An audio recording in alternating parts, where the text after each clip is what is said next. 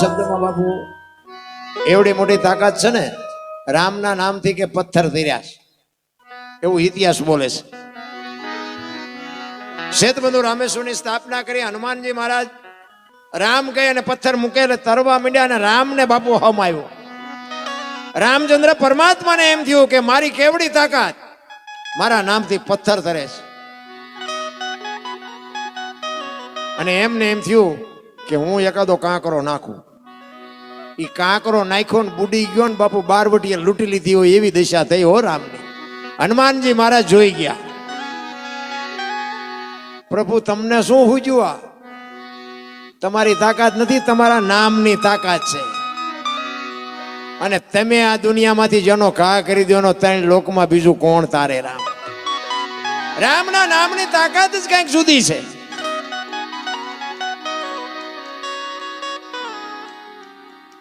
રામ શ્રીબાઈ કુંભાર થયા ને, એક જાણીતો દાખલો છે કે નિભાડામાં બિલાડીના બચ્ચા આવી ગયા હતા અને અગ્નિ પેટાવી દીધી અને બિલાડી આમાં આંટા મારતી હતી ને બહાર, એટલે શ્રીબાઈને એમ થયું કે 100% બચ્ચા અંદર આવી ગયા ને હવે ભારે કરી. તેથી હરણાકશનું રાજ હતું અને પ્રહલાદ બાપુ બહાટી બોલાય, કોઈનું ભગવાનનું નામ છે નું રાવણ. હરણાકશ એક જ વાત કરે કે ભગવાને હું, માતાજી હું, પિતાજી હું, બધું હું, મારા સિવાય કોઈનું નામ લીધું તો બાપુ ભડાકે દઈ દઈશ. અને અહીંયા શ્રીબાઈ વિચાર કરે કે અગ્નિમાં બચા હરણાકશ નો બચાવી શકે. અને એમને બાપુ જેથી ભક્તિ કરીને તેથી રામનું ભજન કરતા હતા, તેથી દશરથ રાજાનો જન્મ નહોતો. એ રામ કયો હોય છે? બહુ બાપુ વિચાર કરવા જેવી વાત છે. આપણા ગ્રંથો છે ને, નોંધ કરવા જેવી વાત છે. તેથી દશરથ રાજા નહોતા તો રામ ક્યાંથી હોય? શ્રીબાઈ હરણાકશનું રાજ હતું અને તેથી શ્રીબાઈ રામ રામ રામ ભજન કરતા હતા અને ઈ રામે બાપુ બિલાડીના બચ્ચાને બચાવ્યા હતા. પ્રહલાદ તો બાપુ રાક્ષસનો છોકરા, રાક્ષસ નો થાય. ઈ ભગત કેમ થયો? પણ ઈ પેરી ભરતો હતો નગરીમાં, પેરી ભરતો હતો ને એને હરણાકશે કીધેલું મારા સિવાય જો કોઈ નામ લે એને પતાવી દેવાનું. અને આ શ્રીબાઈ બાપુ ભજન કરતા હતા, રાતનો સમય રામ રામ હરવે હરવે બોલતા હતા. અને એમાં પ્રહલાદ અહીંયા આવ્યો. પ્રહલાદ એ તો રાજાના છોકરા, એમને કોને પૂછવાનું હોય? બારણામાં અંદર કરીને કે શું તમે રામ રામ કરો છો? એ કે આ બિલાડીના બચ્ચા આમાં આવી ગયા છે અને રામ છે ને એ ભગવાનનું નામ છે અને ભગવાનનું ભજન કરી છે તો જ એ બિલાડીના બચ્ચા બચે ને કે ન બચે. તો કે આમાં આવી ગયા છે? તો કે હા. તો કે આ નિભાડો ખોલવાનો ક્યારે? એ કે કાલ. એ કે હું આવ્યા પેલા ખોલતા નહીં. અને બે માણાના બાપુ કાળજા થડક ઉથડક થવા માંડ્યા કે આ તો અગ્નિ બાપુ લોઢા ઓગાળી નાખે. આમાં બિલાડીના બચ્ચા કેમ જીવે? અને બિલાડીના બચ્ચા જો ન જીવે ને તો આપણે બે ન જીવીએ, આવડા જીવવા જ ન દે.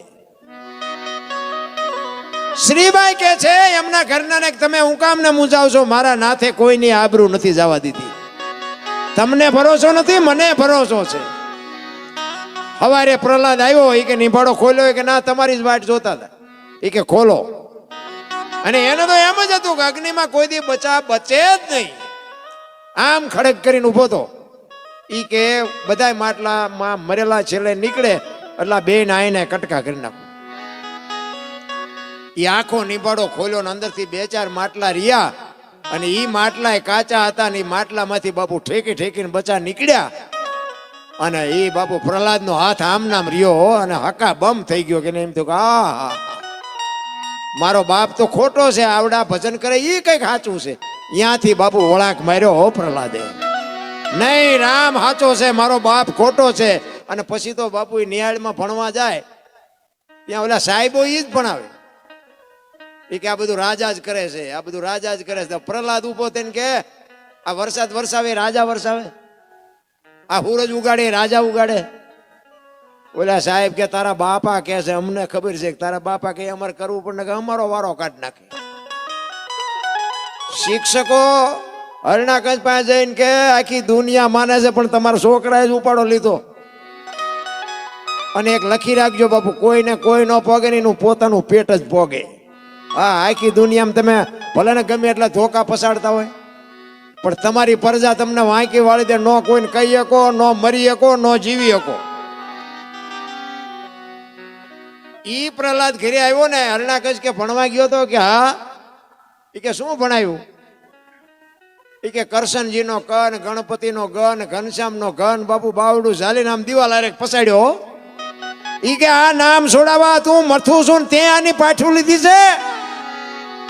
ઈ કે પૂરી દ્યો ને અંતારી ઓરડીમાં, હું જોઉં એનો ભગવાન કેમ આવે છે. અંતારી ઓરડીમાં પૂરી દીધો ને બારણું મારીને તાળું મારી અને ચોકીદારની અહીંયા બેડ્યો. એક દી એક રાત, બીજો દિન બીજી રાત થઈ. અખિલ બ્રહ્માંડના માલિકને એમ થયું ઓલું છોકરું મરી જાય.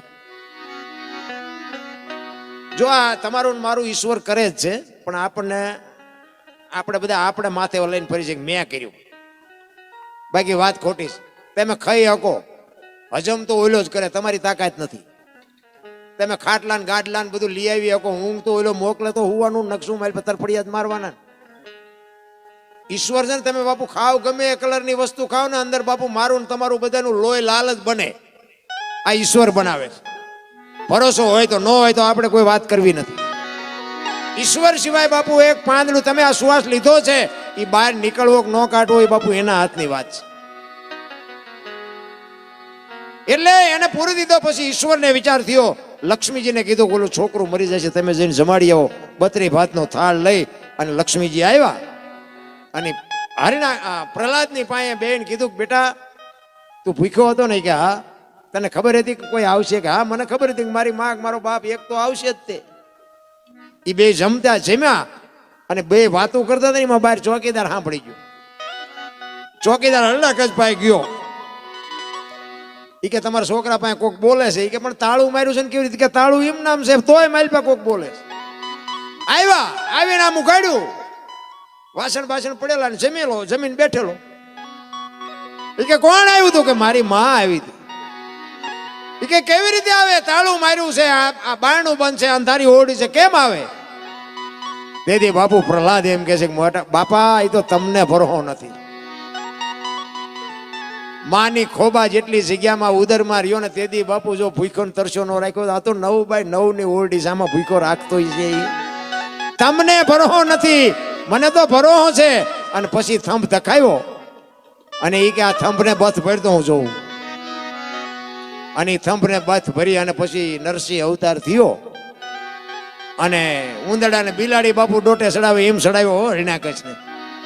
આમ જડબું ચાલીને આમ ખોળામાં લીધો અને હરણાકશને કીધું, ત્યાં ઓલો દસ્તાવેજ લખાયો છે ને, રાતે નહીં, દીએ નહીં, લોટે નહીં, લાકડે નહીં, હવારે નહીં, હાજે નહીં, એ દસ્તાવેજ કાઢી. કે એ આમ ઢીસણ ઉપર રાખ્યો. કે ધરતી ઉપર છો કે ઉપર છો? તો કે ધરતી એ નથી ને ઉપર એ નથી. ઘરના ઉમરા વચ્ચે રાખ્યો. કે ઘરમાં છો કે બહાર છો? એ કે ઘરમાં નથી ને બહાર નથી. બરોબર દી આથમવાનો ટાઈમ. એ કે રાત છે કે દી? કે રાતે નથી ને દી નથી. આમ નખ દેખાડ્યા. એ કે લોટું છે કે લાકડું? એ કે લોટું નથી ને લાકડું નથી. એ કે મારા એમ નજર કરતો હું માણસ છું ઢોર? એ કે માણા નથી ને ઢોરે નથી.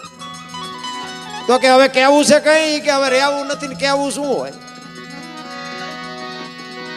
અખિલ બ્રહ્માંડ નો માલિક બાપુ તમે જો મોટા હતા, મહીપતિ ગજબ હતા, ગંભીર સબળ, જેના શરીર મહાણે દીઠા મેકરણ, કંચ કૌરવ ને રાવણ જેવા હતા નહોતા થઈ ગયા. તમારું ને મારું બાપુ કાંઈ ઉપજે એવું નથી.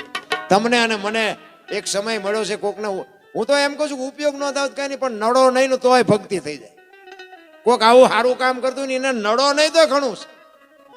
પણ અમુક તો એમ કે હા પરવીણ ભાઈ જોવો તો ખરા ખોટા ખર્ચા કર્યા છોકરાનો, પછી મને બાજરો ઓછો કર્યો, પછી મને બાજરો ઓછો નથી કર્યો, એને જમા કર્યો. પણ તમારી મારી વિચાર દ્રષ્ટિ આખી જુદી છે. જ્યાં સુધી વિચાર દ્રષ્ટિ સુધરે નહીં ને ત્યાં સુધી બાપુ આ પતે એવું જ નથી. એક દ્રષ્ટાંત તમને દીધું. 2 ખેતરોની માથે એક મોરલો બોલતો હતો. અમુક વાતો 2 દી પછી સમજાય છે, ચિંતા ન કરતા. 2 ખેતરોની માથે એક મોર બોલતો હતો ને એ કોયલ બેઠ બેઠી વિચાર કરતી હતી. જો આમાં હે ને મોર ને કોયલ ને કઈ બોલ્યા ન હોય, આ દ્રષ્ટાંત ખોટું હોય પણ એનો હેતુ સાચો હોય. કારણ કે આમાં દરબાર કે પટાલ કે એવું ન બોલાય, નગર કોક અમને હવે વારો કાઢે. એટલે એમાં કોયલો ને મોરલા જ ગોઠવવા પડે, કૂતરા ને ગધાડા ને એવું જ ગોઠવવું પડે. એટલે એ બે ખેતર ભરાતો હતો. એ કે આ વરસાદ રહી જાય મારે જોવા જવું છે કે કોણ બોલતું છે. ઘડીક થયું ને ત્યાં મોરલો બીજી વાર બોલ્યો, પણ ત્યાં તો કોયલ ની કહું મટી તૂટવા કે આ વરસાદ રહી જાય તો મારે જોવા જવું છે. અને મોરલો જ્યાં ત્રીજી વાર બોલ્યો ને ત્યાં કોયલે નક્કી કરી લીધું કે જે હોય મારે એના લગ્ન કરી લેવા છે. મનથી વરી ચૂકી ભાઈ, એ જે હોય જેવો હોય એવો. હમણાં વરસાદ રહી જાય એટલે મારે અહીંયા જઈને કહી દેવું છે કે મારે તારે લગ્ન કરવા છે. ઘડીક થયું વરસાદ રહી ગયો, પણ કોયલ ઉડી અને ઉડીને અહીંયા ઉડીને પોગે એટલી વારમાં અહીંયાથી મોરલો ઉડી ગયેલો ને ઘોડ આવીને બેસી ગયો. અહીંયા આવી કોયલ આંબાની કેકોર ઘટા હતી ને એ કે મોર અહીંથી જ બોલતો હતો. એ ઘોડ ને કે અહીંયા હમણાં સુંદર મજાનો અવાજ આવતો હતો, કોણ બોલતું હતું? કે ભાયડો બોલતો હતો. કે શું કામ છે? બોલવા વાળો તો વિયો ગયો એને ખબર નથી. એટલે કોયલ ને એમ થયું કે આનું મોઢું જોયું ખાવા ન મળે એવો છે ને આને ભગવાને કંઠ કેવો આપ્યો. એ કે શું હતું? એ કે હતું કઈ નહીં, હું તમને મનથી વરી ચૂકી છું, મારે તમારે લગ્ન કરવાના છે. બોલો કે બે ત્રણ ઠેકાણે નાળિયેર પાછા આવ્યા હતા તો રડતું રડતું હામું આવ્યું. એ લગ્ન કર્યા પછી કોયલ કહે છે કે સ્વામિનાથ મને આ લગ્નનો મોહ નથી, મને તો બોલો ને અવાજનો મોહ છે. ખોટા હોય તરત મારે કાઢ લે. એ કે હું તો વરમાં એક જ વખત બોલું, પછી બોલું, પછી તો પર આવતી સાલ બોલવાનું, હવે અત્યારે નહીં બોલવાનું. કોયલને એમ થયું કાલ વર પૂરું થઈ જાય. 4 મહિના 6 મહિના 8 મહિના ફરીને મીડો હાડ ધડકવા, વીજળી મનાણી આપને ચીરવા, વાદળ બેવડ ચોવડ ચડ્યા ને ધરતી માથે ફોરા મીડ્યા પડવા. સ્વામિનાથ હવે તો બોલો કે ફરીને હાડ આવ્યો, પછી જ બોલવું પડે. કુકુ કુ બોલ્યો ને અઢી મણનો નિહાકો મૂક્યો કે આવી છેતરવીતી મને પહેલા કેવું તું. આપણા ઘરે જોવો ને કેટલી કોયલો નથી હલવાણી, અને નકરી કોયલો હલવાણી જેવું નથી હો. કેટલાય મોરલા ચીબરિયું હલવાના છે પણ હાલા જાય છે. કહેવાનો મારો અર્થ એ છે કે પત્નીની વાત પતિ સમજી શકે, અને પતિની વાત જો પત્ની સમજી શકે તો જ બાપુ અહીંયા ગોપીચંદ ને ભરતરી જેવા દીકરા થાય. બધાને દીકરા હારા જ જોઈ છે, પણ પહેલા તો આપણે હારા થવું પડે તો જ સંતાન હારા થાય. બાકી નકરી વાતો કરી હારા વહુ ને હારો ભેગા પાણી પૂરીઓ ખાતા હોય ત્યાં છોકરા જેવા થાય, કોઈ મતલબ નથી. એમાં અત્યારે ભણેલ ગણેલ બધા એજ્યુકેટર તમે જુઓ તો આ બેનું ને તો મારી અમુક વાતો કડવી લાગે, પણ આ તમે જુઓ બેનું વાળ કપાવે. બોલો આ ધંધો છે બાપુ. મોટી સિટીમાં જઈને આમ નક્કી જ નથી થતું કે બેન કોણ છે ને ભાઈ કોણ છે. બેને વાળ કપાવે ને ભાઈ આવડા રાખ્યા હોય, બોલાવી તો ખબર પડે એટલે આ તો આ બેન હતા, આ તો ભાઈ છે. જોવો તો ખરા. અરે મને સાંભળે, હું નાનો હતો ને અમારા ભાભી સાહેબ ને બધા હતા ને ઓલા બંગડીઓ વેચવા વાળા આવે ને, અને એ પછી બંગડીઓ આમ લે ને માપ, બીજી એક બંગડી કાઢીને આપે. એ કે આ માપની આપો, અને પછી આમ હાથમાં ચડે નહીં ને તો એ બંગડી વાળો એમ કે લાવો હું બેન ચડાવી દઉં, તો એ ના પડે કે ના ભાઈ અમારા હાથ તારા હાથમાં ન દેવાય. એ કે તો અમે હાબુ લગાડશું, તેલ લગાડશું, પણ એ ચડાવી દઈશું. બાકી બીજાને બાપુ એમ હાથ નથી દીકરીઓ અડવા દેતી. એ આપણી સંસ્કૃતિ હતી. શું આપણે વાત કરી? મને તો બાપુ વાત કરું ને અમુક જોવું છું ને મારું હૃદય ભરી જાય. કેમ થાય કે ઓહો. હમણાં વાત કરતા હતા કે દીકરીઓને પગે લાગે વડીલો. હું તો બાપુ ધન્યવાદ, હું સલામ કરું છું. ખરેખર ઈ શક્તિનો અવતાર છે, પણ દીકરીની રીતે હોય તો બાપુ મજા આવે. અમારે એક અહીંયા બાપુ છે, બાપુ સમર્થ બાપુ, નાથ સંપ્રદાયનો સાધુ છે, પણ તમે બેનું ગમે અહીંયા જાઓ ને ત્યાં દર્શન કરવા તો તમે અહીંયા જઈને એમ કહો ને કે બાપુ માથે હાથ મૂકને, એ કે હું શું મૂકું, તું તો શક્તિ છો, તારી માથે મારે હાથ મુકાય? એવો સમર્થ પુરુષ છે અમારે અહીંયા. ધૂણો ચેતન કર્યો છે 14 વર્ષથી બાપુ. 2 મહિના 4 મહિના આવે તો ધૂણો ચેતન હોય. એવો સમર્થ પુરુષ છે. તમે કોઈક દીક આવો હું તમને દર્શન કરાવું. પણ એ બેનું દીકરીઓ આવે ને એને બસ આમ જ કરવાનું. બાકી બેનું અહીંયા પાસે જઈને એમ કહે ને કે બાપુ મારા માથે હાથ મૂકવાની, કે તારા માથે હાથ મૂકવાની મારી કઈ તાકાત હતી, મારી કઈ ઓકાત હતી, તમારામાં આટલો પાવર છે. હવે તમે બાપુ જો ગમે એવા કપડાં પહેરો ને